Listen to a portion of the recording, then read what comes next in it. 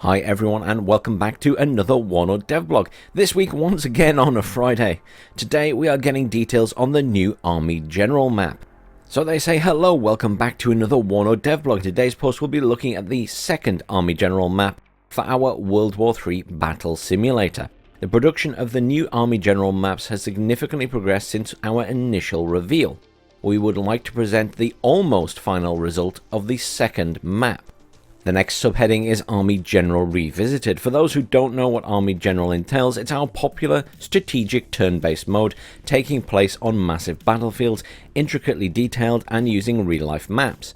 Like the version found in Steel Division 2, WARNO's Army General campaign will be focused on NATO's CENTAG area of operations, including the famous Fulda Gap.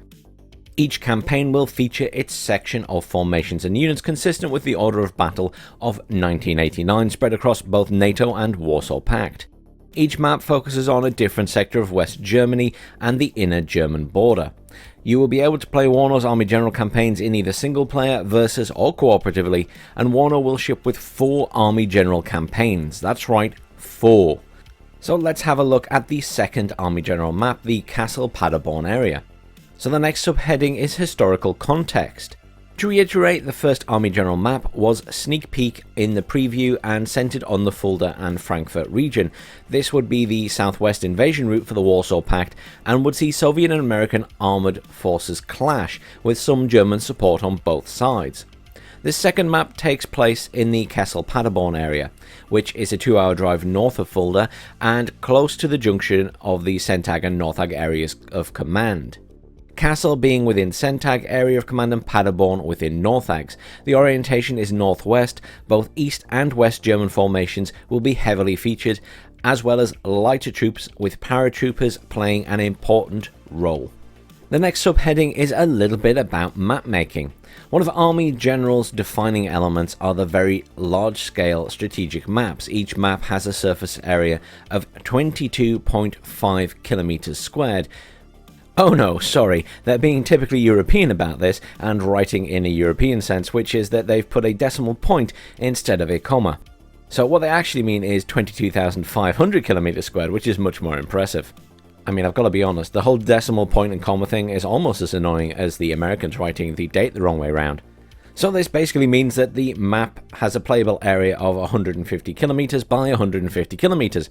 Building up this real-life territory in a realistic way is no easy task, and that's why we had to produce several new assets specific to this mode, and improve our tech simultaneously. Rendering such a large area required the team to optimize the game and performance, ensuring we obtained an optimal gaming experience.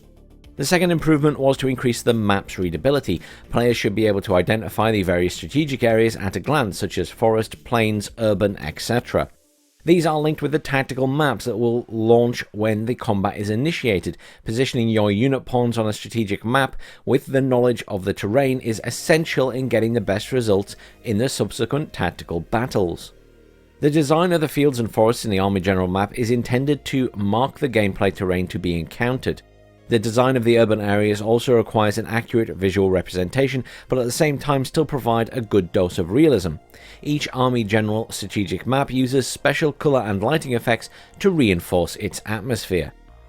Next up, they have an In Other News section. Moving on, we have a couple of tidbits on several elements previously announced. First is amphibious capability. For some units this still requires tweaking, and we hope to provide more details about this new functionality soon.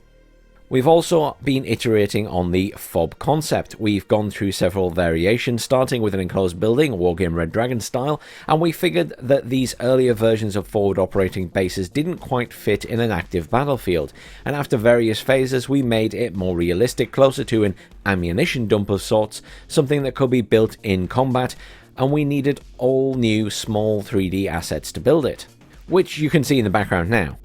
And well, that is everything from the devblog this week.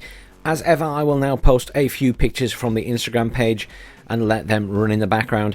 Thank you very much for joining me. I hope you all have a fantastic weekend. Remember that tomorrow is going to be the final of the WARNO tournament, so please do stay tuned to the SD League Twitch channel for that.